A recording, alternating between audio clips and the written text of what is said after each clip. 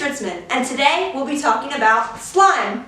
When we think of slime, we often think about the fun mixture of glue, glitter, shaving cream, and food coloring.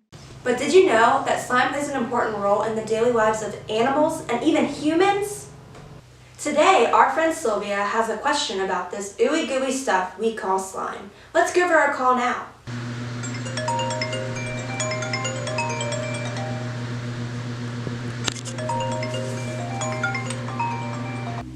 Hi, Miss Ritzman. I have a question for you. Why do snails make slime? Ooh, that's a great question. Let's imagine. Within a forest, a snail crawls along the bark of a fallen log. Behind it stretches a wet trail that glistens in the sun. But it's not water, it's a sticky path of slime. That slime helps the snail glide smoothly and safely over the rough textures of trees and rocks, keeps the snail's body moist, traps germs, and even helps the snail communicate. In fact, that icky stuff is pretty useful and plays an extremely important role in a snail's life. First, we need to find out a bit more about snails and just how they make slime. Snails are gastropods. Since gastro means stomach and pod means foot, a snail is essentially a stomach foot.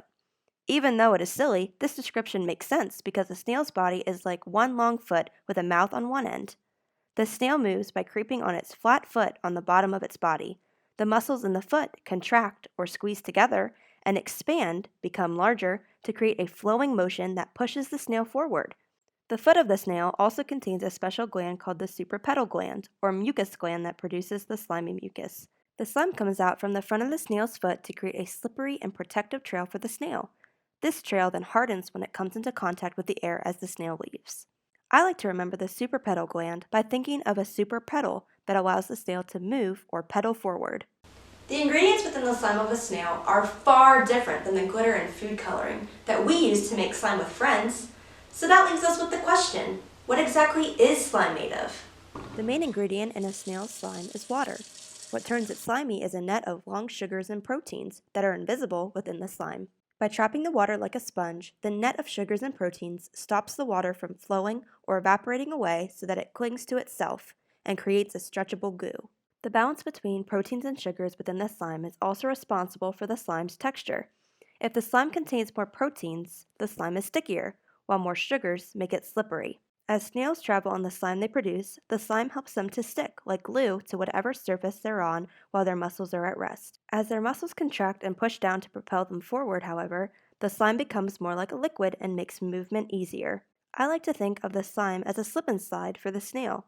With the slime acting as the water, the snail is able to glide across the surface. Think about it. Compare a water slide and a regular slide. Which slide is faster and easier to go down? Why do you think that is? This may be a good time to pause the video and discuss. The water slide is easier because of the slippiness of the water versus the dry surface of the slide at the playground. The snail slime also helps the snail climb vertical surfaces like walls, steps, playground equipment, and even helps it travel upside down. Isn't that crazy? The parts of a snail's body that are at rest or not moving are held with the slime's solid and sticky properties, while the active parts pushing off of the slime liquefy to mucus to release the glue-like hold and allow the snail to move forward. Although at first, scientists thought that the purpose of slime was to help snails move, researchers have learned that snail slime isn't just for getting around. It actually has several protective properties that benefit the snails as well. Slime is used as a natural protection from the sun's rays, bacteria, and cuts. Its protective and regenerative or regrowing properties have even led to science experiments testing the use of snail slime skincare treatments for humans. I don't think I would want snail slime on my face, would you? In dry weather, snails can curl up in their shells and seal themselves inside using their slime. This helps them to stay moist and comfortable even when the weather threatens to dry them out.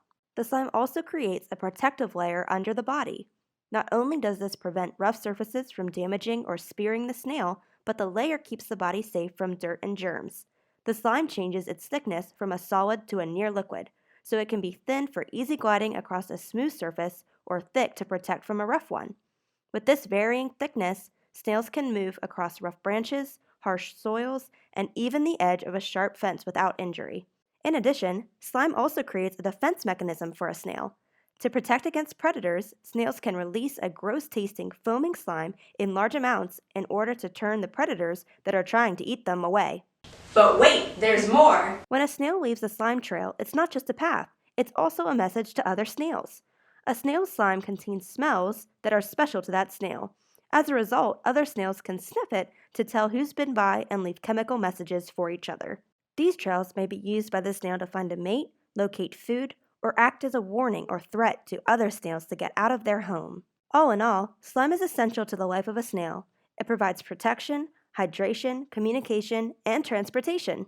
Although we might pride ourselves in the creation of slime with glue and glitter, maybe the next time you get crafty, you will consider the snail and the complexity of the slime it creates to conquer daily living. Make your own slime at home! Pause and use the slime recipe provided at the end of this video.